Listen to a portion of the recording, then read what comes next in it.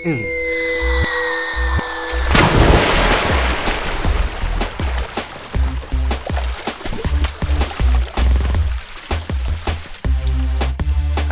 ಅಸಹ್ಯ ಆಗಲ್ವೇನೋ ನಿಮ್ಗೆಲ್ಲ ಸ್ನಾನ ಮಾಡಿದ್ರೆ ನೋಡಕ್ಕೆ?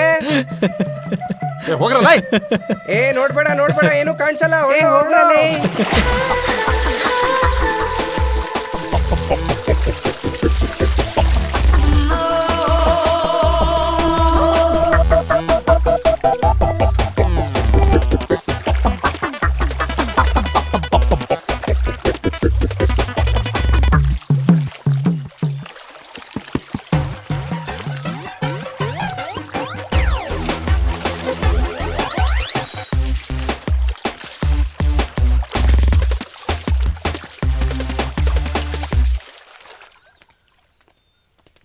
Hello sir. ಏನು ಕಳ್ಳನಗು?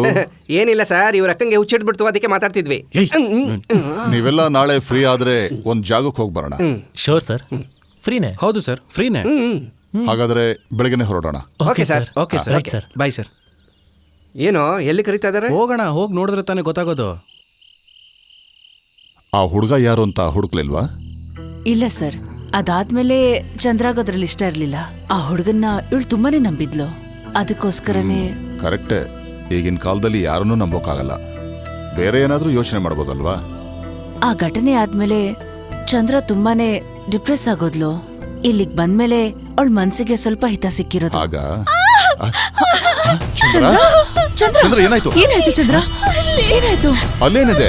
ಏನಾಯ್ತಲ್ಲಿ? ಏನಮ್ಮ? ಭಯ ಪಡ್ಬೇಡ, ಹೇಳಮ್ಮ. ಭಯ ಪಡ್ಬೇಡ, ಧೈರ್ಯವಾಗಿರು.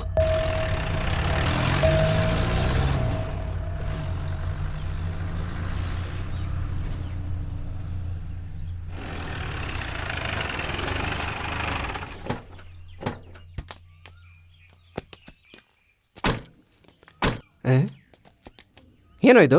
ಅರಮನೆ ನೋಡಿದ್ರೆ ಗೊತ್ತಾಗಲ್ವಾ? ಹೆತ್ತವರಿಂದ ತಿರಸ್ಕಾರ ಆದಂಥವ್ರು ತುಂಬಾ ಮಕ್ಕಳು ಇಲ್ಲಿದ್ದಾರೆ. ಫಾದರ್ ಡಾಮ್ಲಿನ್ ಅವರೇ ಅವ್ರನ್ನೆಲ್ಲ ನೋಡ್ಕೋತಿದ್ದಾರೆ. ಓ ಹಾಗ? ಆಮೇಲೆ ನಾನು ಸಂಪಾದನೆ ಮಾಡೋದನ್ನೆಲ್ಲ ಈ ಥರ ಆಶ್ರಮಕ್ಕೆ ಮಕ್ಕಳಿಗೆಲ್ಲ ಕೊಡ್ತಾ ಇದ್ದೀನಿ. ನಾನು ಬದುಕಿರೋದೇ ಇವರಿಗೋಸ್ಕರ.